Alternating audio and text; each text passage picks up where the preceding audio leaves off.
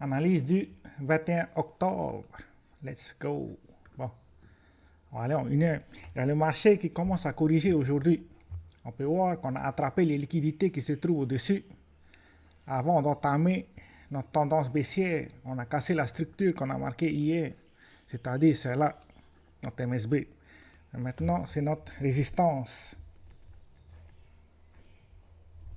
Voilà. Après, pour l'instant, il y a ce niveau-là qu'il faut surveiller. Ça, c'est notre support. C'est les deux niveaux à surveiller à court terme. En ce moment, le marché est plutôt indécis. C'est-à-dire, tant qu'on reste au-dessus de ce niveau-là, ben, il y a toujours des probabilités que ça soit notre higher low.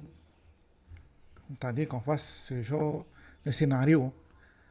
Soit on vient attraper la liquidité qui se trouve là ici, tester notre support avant de commencer notre tendance haussière, c'est-à-dire de reprendre une structure haussière. Bien sûr, si jamais on casse ce niveau-là, il faut s'attendre à ce qu'on aille chercher le niveau des 63 000. Après tout ce qui se passe au-dessus, ça reste un marché indécis tant qu'on n'a pas confirmé la cassure des 70 000. Voilà. En tout cas, c'est les trois chemins probables par rapport à Bitcoin. Il faut faire attention cette semaine parce qu'il y a les contrats d'option qui arrivent à terme ce vendredi. Il y a plusieurs contrats qui se trouvent au niveau des 70 000. C'est pour ça qu'on pourrait avoir ce qu'on appelle un short squeeze. Mais si jamais on arrive à ce niveau-là avant vendredi, il faut s'attendre à ce qu'on ait un short squeeze et qu'on aille chercher les niveaux des 75 000. Tant qu'on reste sous ce niveau-là, on reste dans une tendance baissière à court terme parce qu'on a attrapé la liquidité qui se trouve au niveau des 65 500. 69 500 plutôt. Donc, c'est une liquidité à surveiller. C'est là. Parce qu'il y a des limites order qui se trouvent à ce niveau. Ce qui pourrait stopper le prix. Ensuite, tout va dépendre de l'offre qui arrive sur le marché. Si l'offre est élevée, il y a des probabilités qu'on reprend notre structure baissière. Voilà. En tout cas, tant qu'on reste au-dessus des 66 700, on n'a toujours pas confirmé de momentum baissier.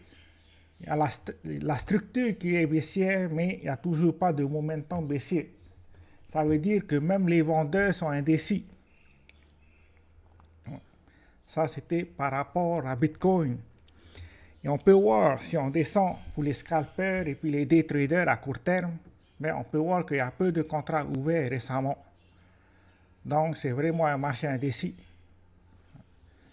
C'est mieux de rester patient et d'attendre demain pour voir si on a de la volatilité sur le marché. Ensuite, on va regarder Total 3.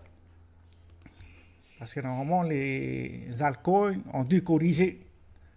Quand Bitcoin baisse, tout le marché baisse. Quand Bitcoin monte, c'est probable que le marché monte avec. Voilà. Parce que c'est Bitcoin le leader. Bon. Il faut d'abord que Internet fonctionne. Voilà. En tout cas, on a touché notre résistance. Maintenant, soit on corrige, on vient tester notre niveau intermédiaire avant de former une structure haussière, c'est-à-dire notre higher low, ce genre de scénario. Mais ça pourrait donner des opportunités d'entrer sur le marché. Mais ce qui est intéressant, c'est qu'on n'a pas attrapé la liquidité qui se trouve à ce niveau-là.